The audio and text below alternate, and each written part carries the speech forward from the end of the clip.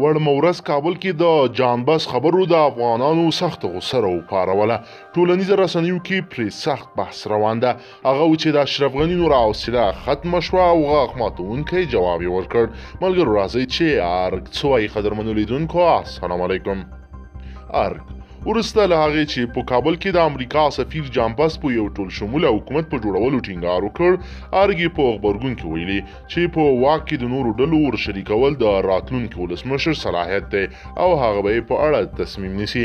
جانبس تېره ورځ له ټلویزیون ټلویزیون سره په خپله مرکه کې ویلي وو په تېرو ولسمشریزو ټاکنو کې د خلکو ګډون کمرنګه و، نو ځکه باید یو ټول شموله حکومت جوړ شي. د نوموړي د څرګندونو په غبرګون کې د حکومت مشر د ویان مرستیال لطیف محمودي ویلي چې د افغانستان په اساسي قانون کې د خلکو د ګډون کچه نه ټاکل شوی، بلکې هر نومان چې 50 جمع یو رای خپل کړي ولسمشر بلل کیږي. د محمودي په خبره دوی دیموکراسي، جمهوریت نظام او خلکو ته د واک ورکولو برخې ته ژمن دي، خو دا د راتلونکي ولسمشر صلاحیت دی چې په دې اړه څه تصمیم نیسي. د کابل حکومت تېرې ولسمشریزې ټاکنې چې نږدې 1,800,000 کسانو پکې برخه اخیستې وه، د لومړنیو پایلو له مخې اشرف غني د 9,23,888 رایو په اخیستلو سره مخکښ اعلان شو.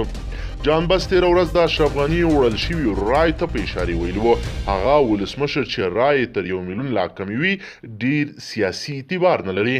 په کابل کې د امریکا سفیر جانبس ویلي د افغانستان ولسمشري ټاکنو په پایله کې چې هر څوک واک ته رسیږي ښه به وي چې نورې سیاسي ډلې هم واک کې شریکې کړي. ښاغلي بس ټولنیو سره ځانګړې مرکه کې ویلي په 1 میلیون رایو ټاکل شوی ولسمشر ښایي ډېر سیاسي اعتبار ونه لري. ښاغلي بس ویل تېرو ولسمشریزو ټاکنو کې د خلکو د ګډون کچه ټیټه وه او د هغو 9 میلیونو کسانو له ډلې چې د رایې ورکولو جوګه دي یوازې 1 میلیون یې ښایي راتلونکي ولسمشر ته رایه ورکړې وي. نوموړي زیاته کړه د امریکا په سیاسي کلتور کې دا کچه په دې معنا ده چې یو څوک بشپړ سیاسي اعتبار نه لري او د ټولو هغو وګړو استازیتوب نه کوي چې د رایې ورکولو جوګه دي. د دې پوښتنې په ځواب کې چې اوسنی وضعیت کې څه باید وشي، د امریکا سفیر ویل هر څوک چې ولسمشر کیږي باید نورو سیاسي ډلو ته هم واک برخه کې ورکړي.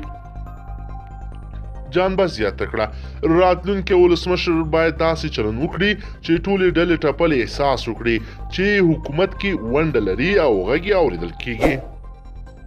ځینې شنونکي وایي جانبس له افغان ولسمشر محمد اشرف غني سره ښې اړیکې نه درلودې. دا لومړی ځل نه دی چې د امریکا سفیر جانبس چې افغانستان کې دنده په ختمېدو د افغانستان کې د حکومتولۍ پر کیفیت او حکومتي کړنو نیوکې کوي. د بیلګې په توګه نوموړي کابل کې یو لاغ بهرنیو ډیپلوماټانو چې بیا یې په افغان حکومت کې د اداري فساد ستونزې ته اشاره کوله او له افغان حکومت یې د دې ستونزې د حل غوښتنه کوله. د تېرو ولسمشریزو ټاکنو د لومړنیو پایلو اعلان وروسته چې محمد اشرف غني پکې مخکښ اعلان شو، ښاغلی بس پر خپل ټویټر پاڼه لیکلي وو. ټول باید دا خبره په یاد ولري چې دا یوازې لومړنۍ پایلې دي. ځینې شنونکي په دې باور هم دي چې نوموړی د خپل کاري ماموریت او په ورځو کې له افغان ولسمشر محمد اشرف غني سره چندانې ښې اړیکې نه درلودلې.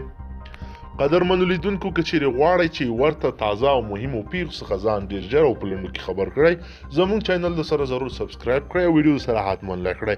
مننه له توجه نه مو.